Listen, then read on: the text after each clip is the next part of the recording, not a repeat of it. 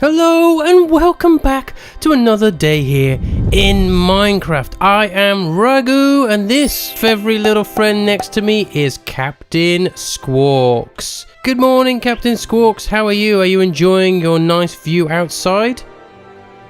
Okay, I think he loves it. Great. Okay, first of all, let's do some housekeeping because a couple of episodes ago, I created my first enchanting table and a whole bunch of bookshelves, but I made the mistake, the silly mistake, that's right, Captain Squawks, it was very silly, and I know you're ashamed of me, of putting this chest next to this enchanting table to try and make it a bit more symmetrical in this room, but that was wrong of me. Very wrong of me. Because if you place any block between the bookshelves and this enchanting table, it cancels out the bookshelves on that side. So I wasn't getting full level 30 enchants or maximum enchants possible. But now I have fixed it. So when I have the right amount of levels, as you can see, I can have a 28 enchant on this.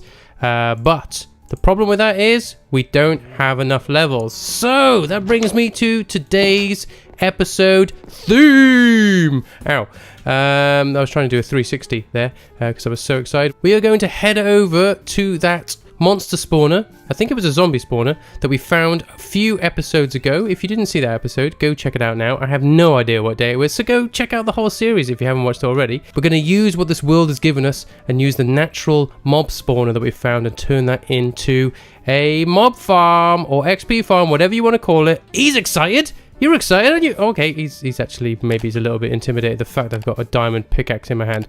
Okay, I've got an inventory full of materials that I need. It's a very simple build, so you can use this as some sort of tutorial if you want. Obviously, I stole it off someone else, but who I stole it off? Who knows? Let's pretend I made it up, shall we? Yay! Okay, I'm going to head over there now because it is a little bit of a distance away.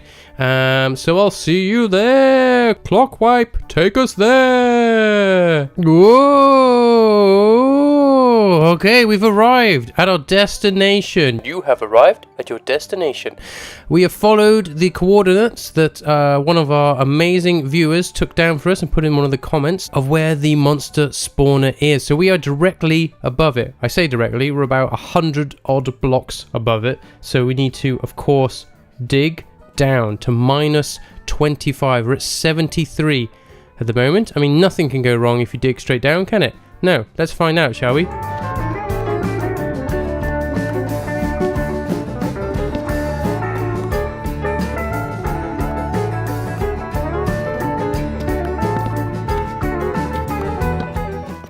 Okay, we're here. We found it. We made it.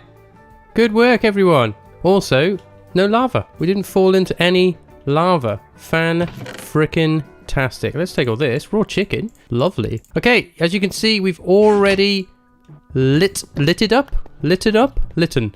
this monster spawner. All we got to do is get to building, right? So I'm going to pop all the materials you need in the description below. It's a very simple build. Of course, you can do ones with, you know, elevators which zoom them up to the surface, but we're so far beneath the mountain that I'm not going to do it that way. I'm going to do it the way you're about to see. Sorry, I'm burping at the same time as speaking. That's disgusting. I apologize for that. Okay, let's get going. Right then, first up, you need to dig out a big old box. You need to make sure you've got a 4-block radius around your mob spawner. So get digging. Once you've dug out all the walls, you need to make sure you fill in any gaps so you've got a solid wall all the way around. Once this is complete, we now need to take care of the vertical axes. So you need to make sure there is a 3-block gap above the mob spawner and a 3-block gap below it. So once complete, you should be left with a big old room with your mob spawner floating in the middle. Next, I dug a access tunnel that connected to my original mine shaft. That will make more sense in a little bit. Now grab your water buckets and fill each corner of the room with a source block of water.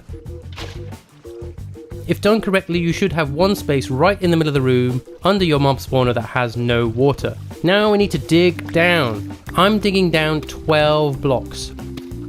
Once you've done that, you want to clear out some space so you can actually see what you're doing. This is where your mobs will fall down, and this is where you'll kill them and collect all that juicy XP.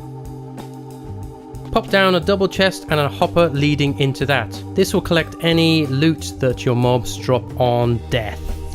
Your final job is just now to go back up your access shaft and remove the torches from the mob spawner. Don't do what I did and leave the furthest torch to last, so that when you're in the room, all the mobs spawn and attack you. Learn from my mistakes, people. In no time at all, you should have a whole bunch of mobs waiting for you to smack them in the ankles. A couple more final touches you could do that I have not done yet is you could add some carpet to the top of the hopper so that XP orbs don't get stuck in it, because they have a tendency to do that sometimes. And there we have it, some sort of rudimentary XP zombie farm. I mean, it's not great, I will say that. There was a lot of back and forth, but yeah, I mean, we've got a source of XP now, and technically a source of friendship. We can come here whenever we want, some XP, and then we can go back home and enchant some stuff. The plan is to make a rail network that links us to this XP farm, which will also link us to Falcon Village, if you remember Falcon Village from a few episodes ago. I hope you found this video useful in some sort of way, even if it tells you how not to make a zombie XP farm. Well, thank you very much for joining me for today's video, and also thank you in advance for liking the video and subscribing to the channel if you're not already subbed up. If you are, brilliant, you're already doing an amazing job. Okay everyone, I'm just gonna hit some zombies now. Bye bye. Bye bye.